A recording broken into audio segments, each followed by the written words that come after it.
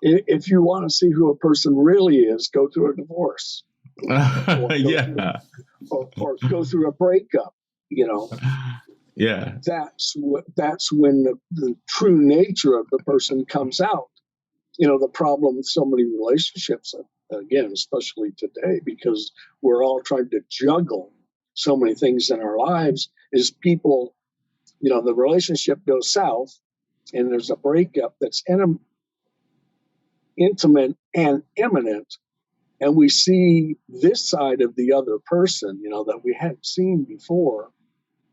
And yet, so many people either one, reconcile or try to reconcile, even having seen the red flags now of what that person's true feelings and real behavior is behind their toxicity and their caustic nature. When that's revealed, we're surprised, but not really. You're listening to the What's Up with DJ podcast with your host and personal development coach, David DJ Lloyd Jr. Each week, he brings you current events and trending topics from a spiritual perspective, including career development, finance, holistic living, and life hacks, along with stories that invoke humor and inspiration. So if you're ready, let's join the conversation. Here's DJ. My guest this week is Branch Isole. He's the author of 22 books, poet and storyteller.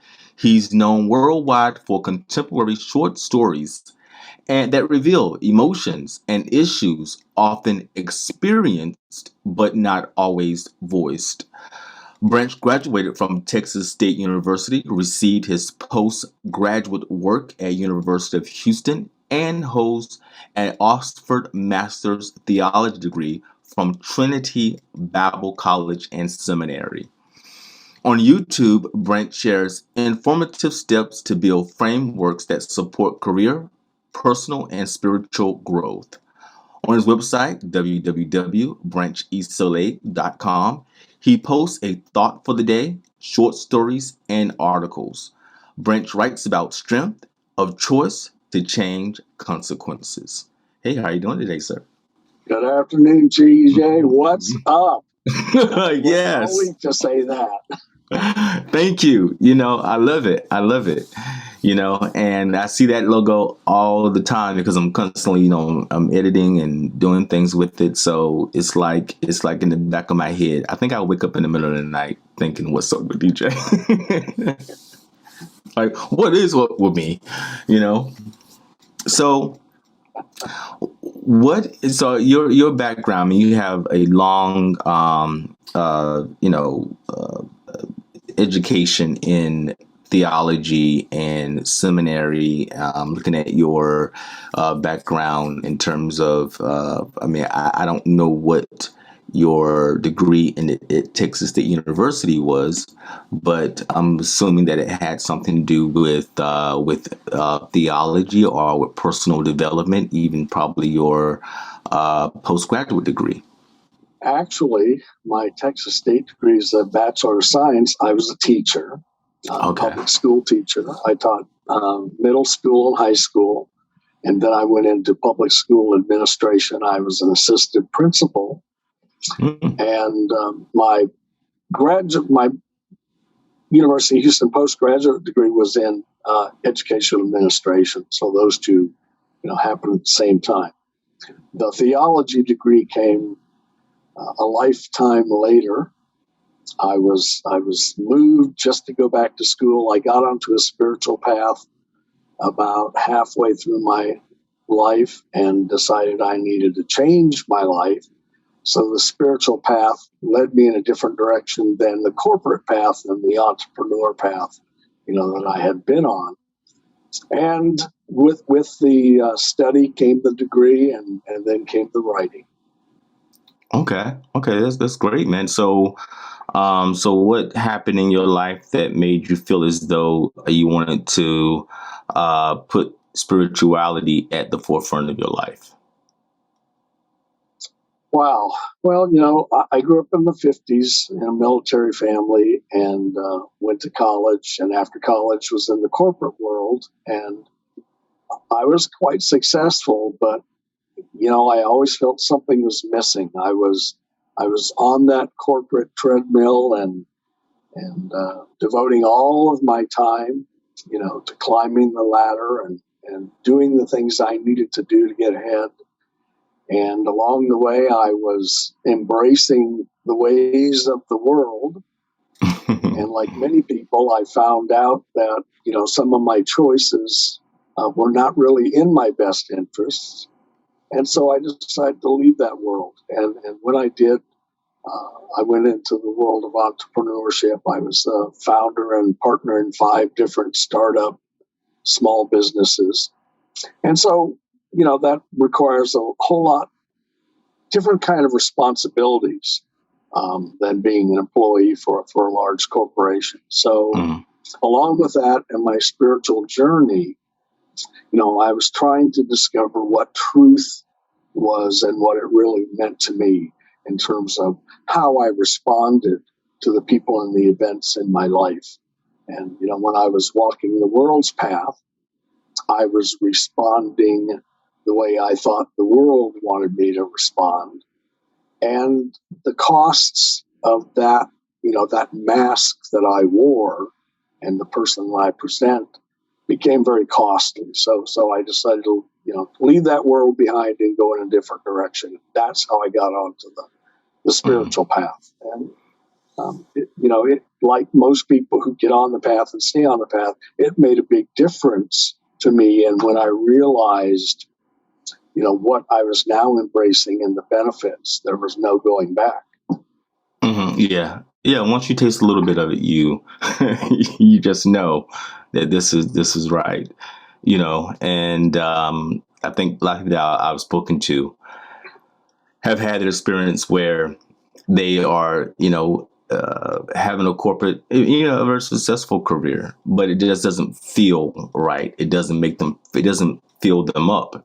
And you still have those questions. And once you, begin to look and you begin getting answers, you want to keep on digging for more answers. And, I'm not making it seem as though it was an easy way, because a path on spirituality is I think is more daunting than it is just not being mindful at all of your spiritual life, So I definitely think that's a great thing when someone decides to put the spirituality first, when they could have just said, ignore, if they can say they just, ignore. I think that's a very bad decision to ignore if you're one of those individuals that have to respond. Well, like Bob Dylan said, you're going to have to serve somebody. It may be the Lord or it may be the devil, but you're going to have to serve somebody. Yeah, yeah. Hopefully the one works out for you better than the other. Well, generally it does. But you embrace one or the other. And when we embrace something, we become passionate about it. And the more passionate about it we become, the more invested we become. And so, it's a path. And like you say, it's not an overnight. Either one is a path that's not overnight. We build as we grow and as we age. And we build upon the things that we know and the things that we've done. And for every one of us, some of those are good, some are bad, and some are plain right ugly. And, we have to make a choice. And as you alluded to in the introduction, that's what my writing is about, is for every choice we make, there's a consequence. And, that consequence has benefits, but it also can have some downside to it. And a lot of people, get in a situation or get in repetitive situations where they make poor choices, and the fallout or the consequences, are very dire and sometimes very dangerous. And so they're not often sure, okay, how do I get out of this? And then what do we do once I get out of it? So choice and consequence. Yeah. Yeah. And you coach people and provide spiritual support to your clients. And what kind of support do you provide them, and what kind of issues do you help people resolve, or Wow. support, comfort? Well, most of my work is done through my writing, through books and articles and podcasts, actually. And uh, the things that I focus on are spiritual grounding and growth is the first one. That's the big one. And then relationships, developing, good relationships, repairing damaged relationships. And then I help with work-life balance for some folks who are trying to make that career happen for them without sacrificing, family and home and leisure. And then, of course, one that's always popular today is avoiding uh, adversities, stepping around that hole instead of trying to dig ourselves out. And then a lot of my work now privately is about end time events and Bible prophecy. So those are kind of the 5 areas that I focus on with people and listeners and readers. And so for your relationships, and I always say the thing that I think I said to you before in another one we talked before, that the thing that we teach is the thing that we most need to learn.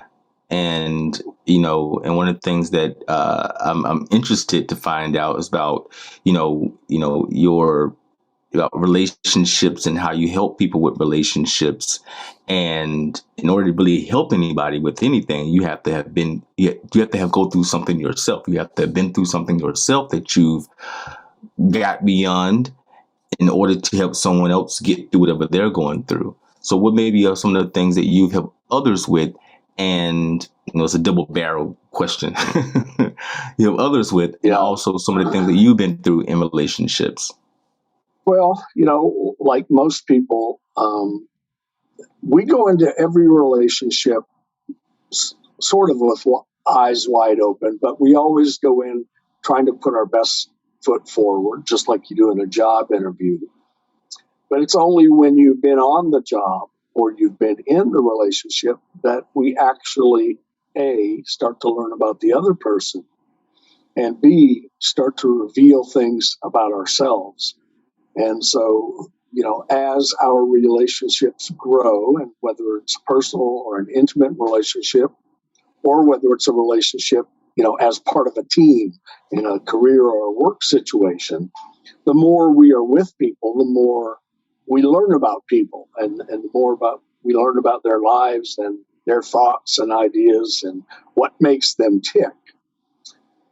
That being said, we always keep something back. Everyone has an agenda.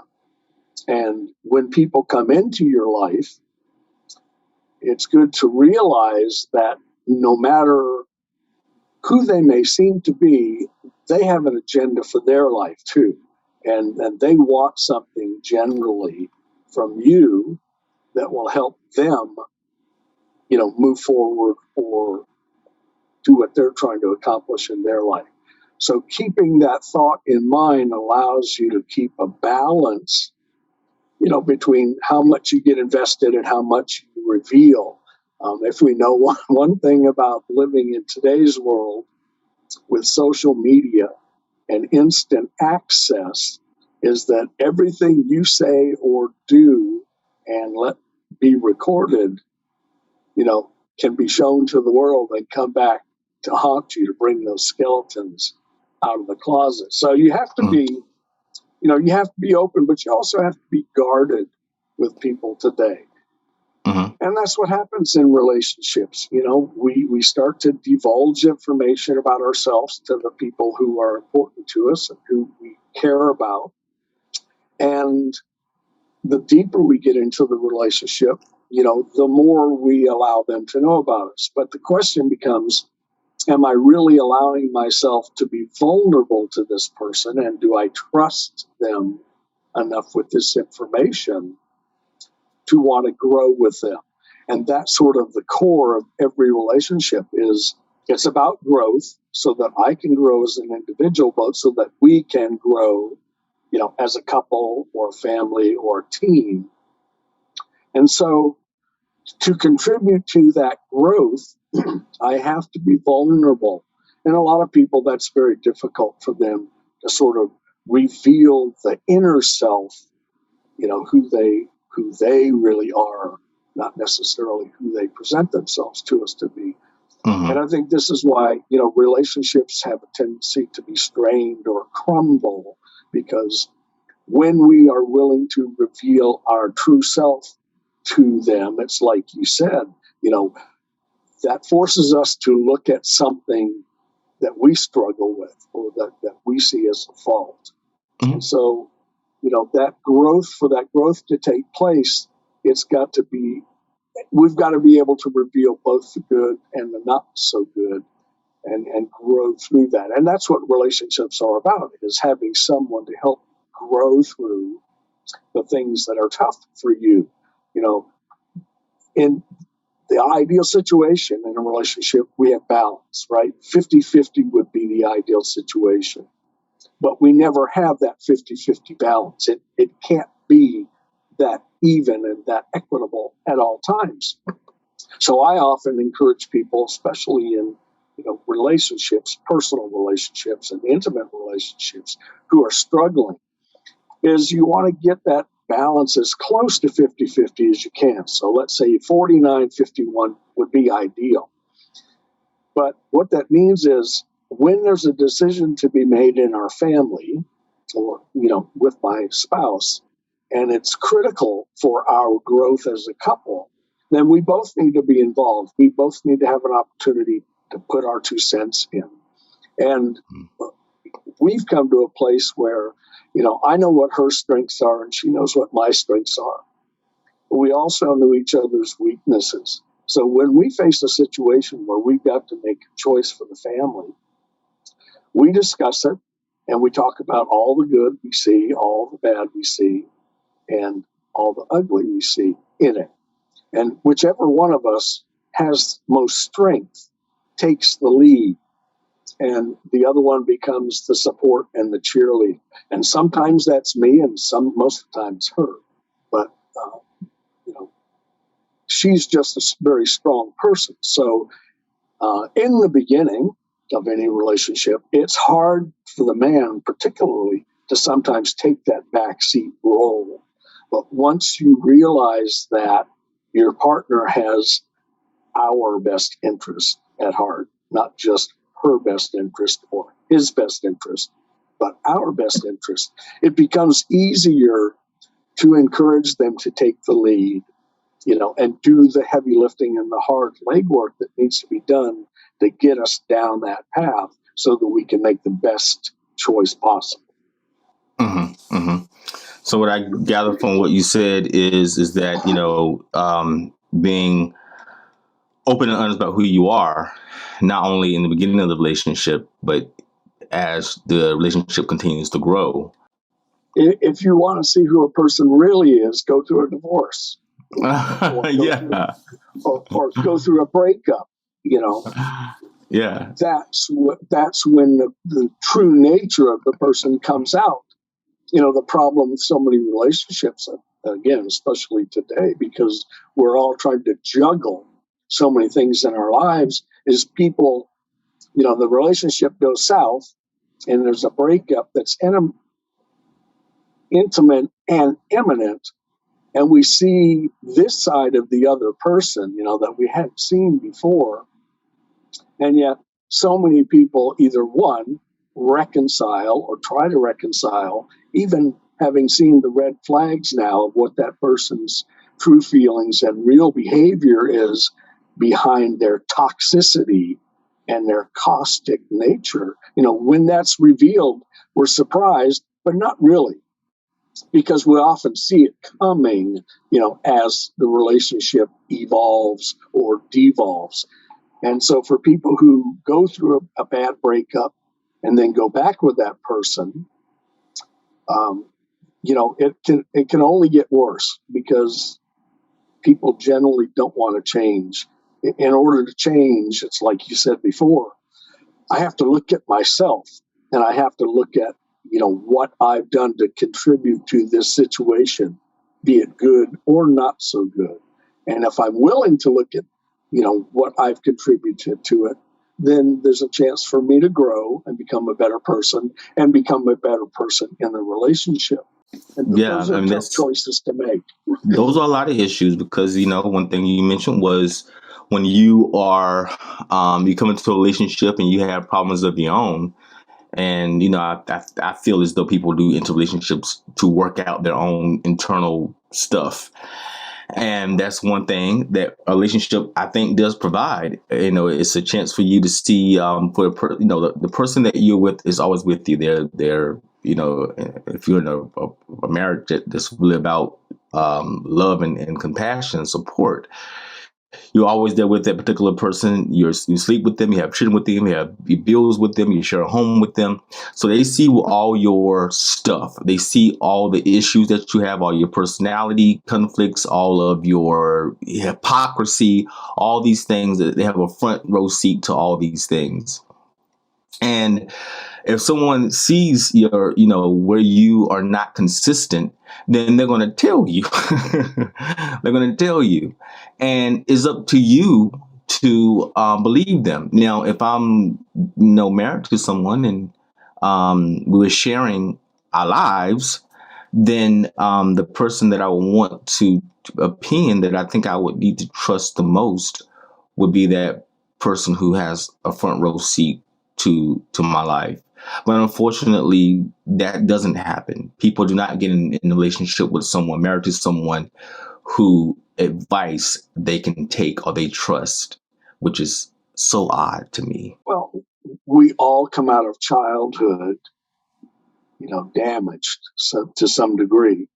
And we bring with us into adulthood all of those things, all of those aspects of our personality that make us who we are as adults. And all of us have some insecurity, that we carry with us. And as long as that insecurity has a hold on us in terms of who we see ourselves as, and most insecurities we don't show to the world, nor do we show to our partner.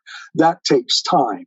It takes time for us to get a hold of it, get a grasp on it, and realize that we can get through it. And like you said, that's hopefully what the person, you're sharing your life with, hopefully they can help you with your weaknesses through their strengths. But you have to be vulnerable. You have to vocalize those things. And you have to agree that, nobody is perfect. We've all made mistakes. We've all done things that we're ashamed or embarrassed by. And we don't want to go back to that place. Once we can reveal that to somebody else, after we've revealed it to ourselves, and that's the key. I have to deal with my insecurities. I'm short, I'm overweight, I'm balding.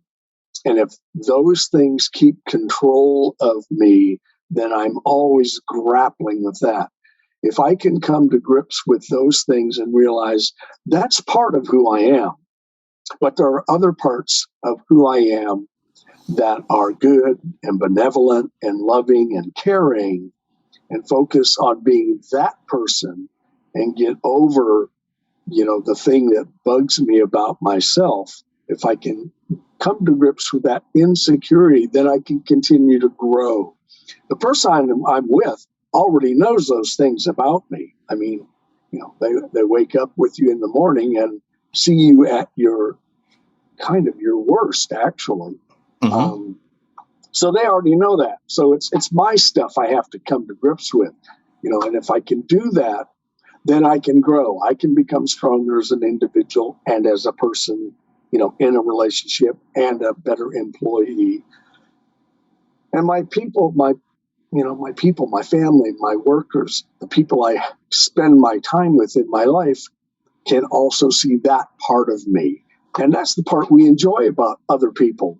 We don't really care about the teeth that they're missing if we enjoy them in our life and have fun with them. I mean, we see the good things in people.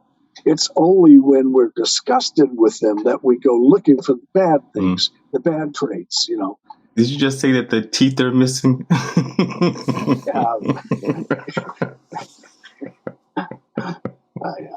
I've got a neighbor who comes in and buys eggs from me. He's such a great guy, but he's missing all of his lower teeth.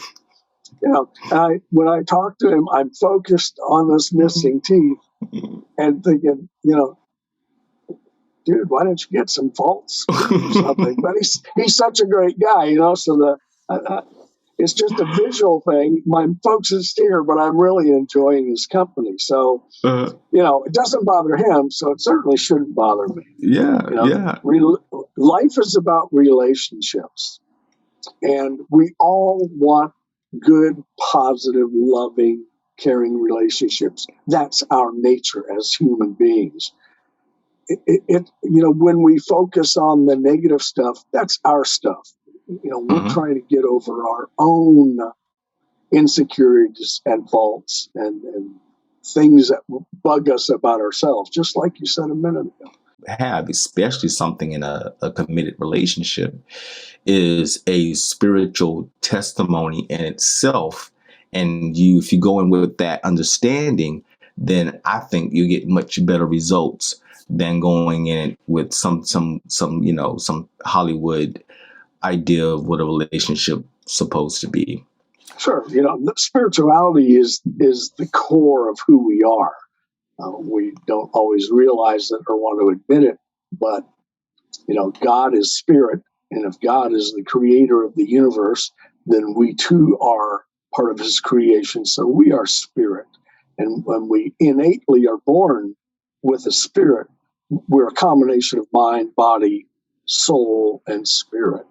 So spirituality is innately part of us as human beings. However, because we grow up in societies, legalistic societies, that focus on the how of right and wrong, or more often reward and punishment, when we don't have that, we have not reestablished that spiritual connection that is part of our origination, we don't understand the why. And the why is the morality and the ethics, which are the character and nature of God himself, morality and ethics. When we have that spiritual connection, then we understand not only the how, which pertains to me, the individual here in this world, but I also now have a knowledge of the why, which is the morals and the ethics, which allows me to step outside of my own self and what's important to me or what's in it for me, and better understand how it affects other people. How do my actions affect my family, my spouse, my coworkers, my employer, my community, my world? And without that spiritual grounding, we miss the why part. We miss the part about being a moral and ethical person in our choices and our behavior. And if we've not got that spiritual connection, all we understand is the how. What's in it for me? How do I get what I want? And it's either going to be a reward for me or a punishment. And that's a tough way to live our lives. That's why, as you say, spiritual maturity is so important, because it helps you become a better you, a better person, a better husband, a better father, a better wife, a better employee, a better friend.